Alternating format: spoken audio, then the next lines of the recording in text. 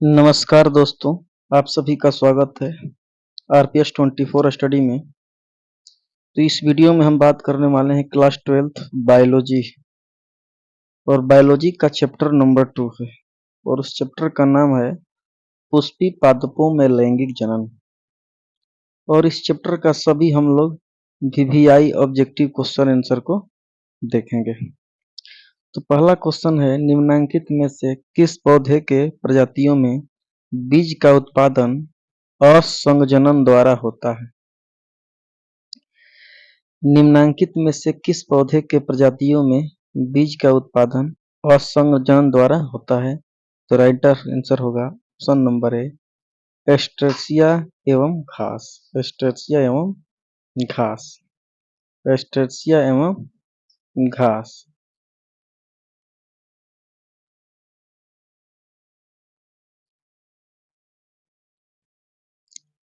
अगला क्वेश्चन है, एक प्रारूपी पुष्प में प्रायः कितने प्रकार के पुष्प पत्र होते हैं? एक प्रारूपी पुष्प में प्रायः कितने प्रकार के पुष्प पत्र होते हैं? तो पुष्प पत्र 4 प्रकार के होते हैं, दलपुंज, बाह्य दलपुंज, पुंकेसर और स्त्रीकेसर। 4 प्रकार के होते हैं पुष्प पत्र। अगला क्वेश्चन है, पुष्प कृषि को निम्न में से क्या कहते हैं? पुष्प कृषि को निम्न में से क्या कहते हैं? तो पुष्प कृषि को फ्लोरीकल्चर कहते हैं। फ्लोरीकल्चर कहते हैं। पुष्प के नर जनन संरचना को क्या कहते हैं? पुष्प के नर जनन संरचना को पुंमंग कहते हैं। पुष्प के नर जनन संरचना को पुंमंग कहते हैं। पराग तथा स्पोर्स के अध्ययन को क्या कहते हैं? पराग तथा स्पोर्स के अध्ययन को क्या कहते हैं? तो पराग तथा स्पोर्स के अध्ययन को पेलिनोलॉजी कहते हैं। पेलिनोलॉजी कहते हैं। पराग कणों में विशेषकर कौन सा विटामिन होता है? पराग कणों में विशेषकर कौन सा विटामिन होता है? तो पराग कणों में विटामिन बी होता है, ऑप्शन नंबर ए।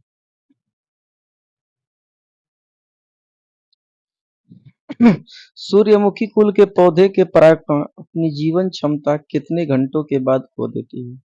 सूर्यमुखी कुल के पौधों के परागकण अपनी जीवन क्षमता कितने घंटों के बाद खो देती है? तो राइट आंसर होगा 3 घंटा, यानी 3 घंटे के बाद अपने जीवन को खो देती है। पुष्प का स्त्री दल चक्र बना होता है। पुष्प का स्त्री दल चक्र, तो इसमें स्टिग्मा भी होता है, स्टाइल भी होता है, ओवरी, यानी उपयुक्त में आंसर सभी होगा, इसमें सभी होता है। 9वां क्वेश्चन है, आवृत पुष्प निम्न में से किसमें होता है? आवृत पुष्प निम्न में से किसमें होता है? आवृत पुष्प कण कौवा में होता है। समकाल पक्वता निम्न में से किसमें होता है? समकाल पक्वता निम्न में से किसमें होता है? समकाल पक्वता निम्न में से गुलबास में होता है। 11 क्वेश्चन है, हार्कोगैमस पुष्प निम्न में से कौन है? हार्कोगैमस पुष्प निम्न में से कौन है? तो हार्कोगैमस पुष्प मदार है। चमगादड़ द्वारा परागण होता है। चमगादड़ द्वारा परागण कहलाता है। चमगादड़ द्वारा परागण कीरोप्टेरोफिली कहलाता है। अगला क्वेश्चन है, 13 सेमल में किसके द्वारा परागण होता है? सेमल में किसके द्वारा परागण होता है? तो सेमल में चमगादड़ द्वारा परागण होता है। सेमल में चमगादड़ द्वारा परागण होता है। घोंघे द्वारा परागण क्या कहलाता है? तो घोंघे द्वारा परागण मेलेकोफिली कहलाता है। मेलेकोफिली कहलाता है। अगला क्वेश्चन है, इनमें कौन नर युग्मक से संयोजन करके भ्रूणपोष बनता है? इनमें से कौन नर युग्मक से संयोजन करके भ्रूणपोष बनता है? तो राइट आंसर होगा ऑप्शन नंबर बी, सहायक कोशिका। एंटोमोफिली पर परागण निम्न में से किसके द्वारा होता है? एंटोमोफिली पर परागण निम्न में से किसके द्वारा होता है? तो एंटोमोफिली कीटों के द्वारा होता है।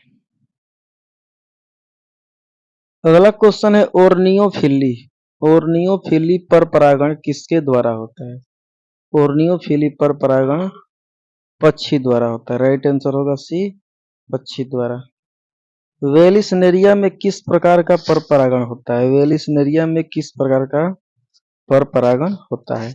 तो वेलिसनेरिया में जल परागण होता है। वेलिसनेरिया में जल परागण होता है। एनीमोफिली परागण निम्न में से किसके द्वारा होता है? एनीमोफिली एनीमोफिली पर परागण निम्न में से वायु द्वारा होता है। वायु द्वारा। अगला क्वेश्चन है, वायु परागित पुष्प सामान्यतः होते हैं। वायु परागित पुष्प सामान्यतः होते हैं। तो वायु द्वारा परागित पुष्प छोटे और रंगहीन होते हैं। छोटे और रंगीन होते हैं, यानी ऑप्शन नंबर डी सही होगा। ऑप्शन नंबर डी सही। चींटियों द्वारा परागण को क्या कहते हैं? चींटियों द्वारा परागण को मार्मिकोफिली कहते हैं। मार्मिकोफिली कहते हैं। अगला क्वेश्चन है, निषेचन क्या है? निषेचन क्या है? तो निषेचन अंडा तथा नर न्यूक्लियस का संयोजन है। निषेचन अंडा तथा नर न्यूक्लियस का संयोजन है। द्विनिषेचन का खोज किसने किया? द्विनिषेचन का खोज नवास चीन ने किया था। नवास चीन ने किया था। Option number B. द्विनिषेचन का अर्थ है, द्विनिषेचन तो एक नर युग्मक से तथा दूसरे मादा युग्मक का द्वितीयक केंद्रक से संलयन। ऑप्शन नंबर डी सही।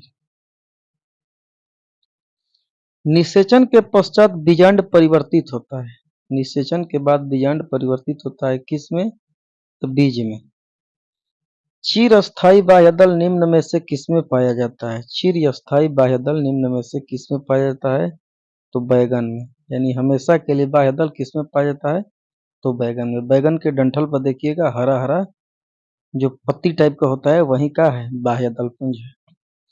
युग्मनज क्या है? युग्मनज द्विगुणित होता है। युग्मनज द्विगुणित होता है। युग्मनज द्विगुणित होता है। अगला क्वेश्चन है 28 नंबर, भ्रूणपोष क्या है? भ्रूणपोष तो भ्रूणपोष त्रिगुणित होता है। 3n। भ्रूणपोष त्रिगुणित होता है 3n। केंद्रीय भ्रूणपोष निम्न में से किसमें होता है?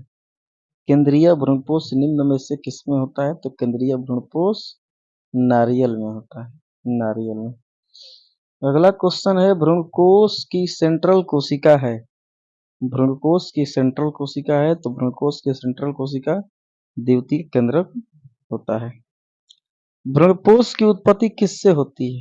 भ्रूणपोष की उत्पत्ति किससे होती है? तो भ्रूणपोष की उत्पत्ति गुरु बीजाणु से होती है। गुरु बीजाणु से। ऑप्शन नंबर डी सही। इनमें कौन द्विगुणित है? इनमें कौन द्विगुणित है? तो द्वितीय केंद्रक इसमें द्विगुणित है। द्वितीय केंद्रक द्विगुणित है। आवृतबीजी पादप में बीज के निर्माण के समय द्वितीय केंद्रक परिवर्तित हो जाता है। आवृतबीजी पादप में बीज के निर्माण के समय द्वितीय केंद्रक परिवर्तित हो जाता है। तो द्वितीय केंद्रक परिवर्तित भ्रूणपोष में होता है। परागकोश भित्ति में इनमें कौन सा नहीं होता? परागकोश भित्ति में इनमें कौन सा नहीं होता? तो इनमें होता है इंटेगुमेंट नहीं होता है। इंटेगुमेंट नहीं होता है। ऑप्शन नंबर डी सही होगा। ऑप्शन नंबर डी सही, इंटेगुमेंट। जाइगोट से भ्रूण बनने तक की क्रियाओं को क्या कहते हैं? जाइगोट से भ्रूण तक बनने की क्रियाओं को क्या कहते हैं? तो एम्ब्रियोजेनी कहते हैं। एम्ब्रियोजेनी कहते हैं। जिन परिपक्व बीजों में भ्रूणपोष रहता है उन्हें कहते हैं। जिन परिपक्व बीजों में भ्रूणपोष रहता है उन्हें कहते हैं, तो उन्हें एंडोस्पर्मिक कहते हैं। एंडोस्पर्मिक। जब एक भ्रूणकोष में भ्रूण की संख्या एक से अधिक होती है तब उस स्थिति को क्या कहते हैं? जब एक भ्रूणकोष में भ्रूण की संख्या एक से अधिक होती है तब उसे क्या कहते हैं? तब उसे पॉलीएम्ब्रियोनी कहते हैं। पॉलीएम्ब्रियोनी कहते हैं। पॉलीएम्ब्रियोनी पाई जाती है पोली एम्ब्रियोनी पाई जाती है तो सिट्रस में, राइट आंसर भी होगा सिट्रस। अनिषेक जनन सामान्यतः मिलता है, अनिषेक जनन अंगूर में, अनिषेक जनन अंगूर में मिलता है। अगला क्वेश्चन है, अंडक का बिना निषेचित हुए विकसित होना कहलाता है। अंडक का बिना निषेचित हुए विकसित होना कहलाता है तो पार्थिनोकॉर्पी, पार्थिनोकॉर्पी कहलाता है। अंड उपकरण में होती है, अंड उपकरण में होती है, अंड उपकरण में होती है तो अंड उपकरण में अंड एवं सहायक कोशिका होती है। ऑप्शन नंबर डी सही, अंड व सहायक कोशिका होती है। अनुन्मील्य परागण, अनुन्मील्य परागण वाले पौधों में निश्चित रूप से होता है, निश्चित रूप से होता है तो ऑप्शन नंबर ए होगा स्वपरागण होता है, स्वपरागण। अगला क्वेश्चन है, परागकण का सबसे बड़ा केंद्रक होता है, परागकण का सबसे बड़ा केंद्रक होता है तो परागकण का सबसे बड़ा केंद्रक नलिका केंद्रक होता है, नलिका केंद्रक। अगला क्वेश्चन है, निषेचन के बाद फल का निर्माण निम्न में से किससे होता है? फल का निर्माण अंडाशय से, फल का निर्माण अंडाशय से होता है। किस फल का बीज चोल खाया जाता है? किस फल का बीज चोल खाया जाता है? तो लीची का भी होता है, जायफल, शरीफा, यानी इनमें से सभी। पुष्पासन खाया जाता है, पुष्पासन खाया जाता है तो पुष्पासन सेब का खाया जाता है, पुष्पासन सेब का खाया जाता है। असत्य फल का उदाहरण निम्न में से कौन है? असत्य फल का उदाहरण निम्न में से कौन है? तो असत्य फल सेब है, ऑप्शन नंबर ए सेब। सत्य फल का निर्माण किससे होता है? तो सत्य फल का निर्माण अंडाशय से होता है, सत्य फल अंडाशय से। और जब असत्य कह देगा तो पुष्पासन से, असत्य फल पुष्पासन से, लेकिन सत्य फल है तो अंडाशय से। बहुभ्रूणता सबसे ज्यादा किसमें होती है? बहुभ्रूणता सबसे ज्यादा किसमें होती है? तो ये राइट आंसर होगा जिम्नोस्पर्म, ऑप्शन नंबर ए। और इस चैप्टर का लास्ट क्वेश्चन है, निम्न में से किसमें जल परागण होता है? किसमें जल परागण होता है? तो जल परागण हाइड्रिला में होता है। तो वीडियो अच्छा लगे तो लाइक, कमेंट और शेयर जरूर कीजिएगा।